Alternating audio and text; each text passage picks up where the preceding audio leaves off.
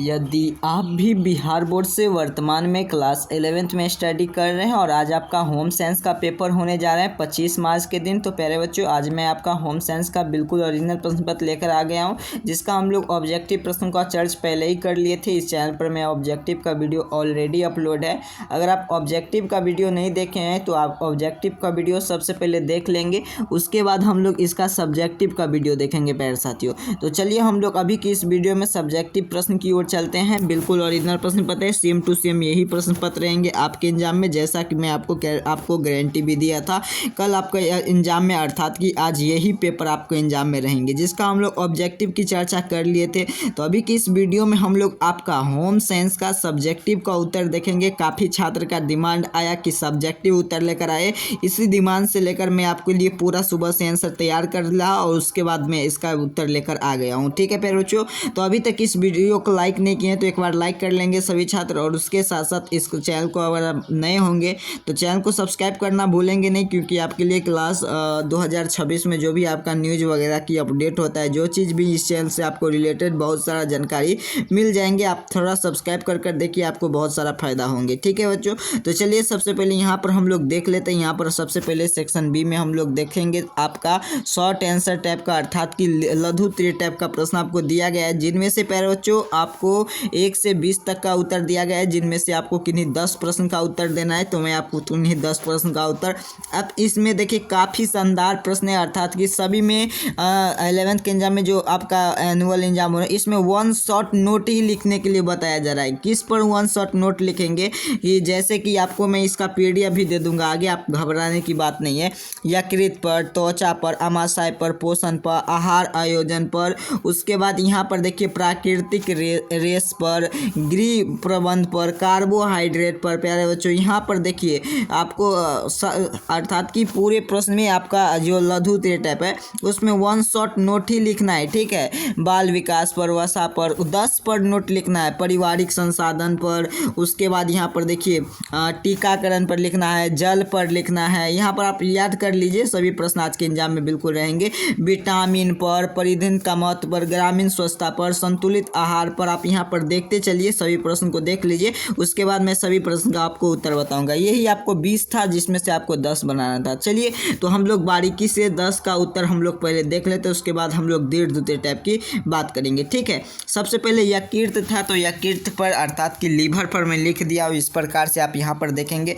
यकृत शरीर के एक महत्वपूर्ण अंग है, जो पेट में दाहिने ओर पेशिया के पिंजरे ठीक नीचे स्थित रहता है और महत्वपूर्ण कार्यों में जैसे कि फिल्टर करना, रक्त और पोषण तत्वों का संशोधित करने में मदद करता है। इस प्रकार से इसका उत्तर आप लिखेंगे। चलिए आगे की ओर चलेंगे। त्वचा पर अर्थात की स्किन पर, तो शरीर के बाहरी आवरण एक संतुष्ट परत होती है, काम करता है और शरीर के अंगों की बाहरी खतरों को बचाता है। त्वचा के लिए हमें स्पर्श, दर्द, गर्मी और ठंडा एहसास दिलाता है। यह हमारे शरीर में तापमान नियंत्रण करने पर अहम नियति है। इस प्रकार से आपको इसका उत्तर लिखेंगे। ठीक, आमाशय पर बोला गया था, तो यहाँ पर देखिए आमाशय पर भी आपके लिए नोट लिख दिया गया है। आप यहाँ पर एक एक का मैं इसका PDF आपको दे दूंगा, आप पहले प्रश्न को पूरा देख लीजिए, फिर उसके बाद पोषण पर लिख दिया गया है। प्यारे बच्चों 10 पर आपको मिलिए, मैं नोट बिल्कुल लिख दिया हूँ। मैं पढ़ूंगा तो काफ़ी लंबा वीडियो हो जाएंगे, इसीलिए आपको शॉर्ट वीडियो के माध्यम से और इसके बाद इसका PDF आपको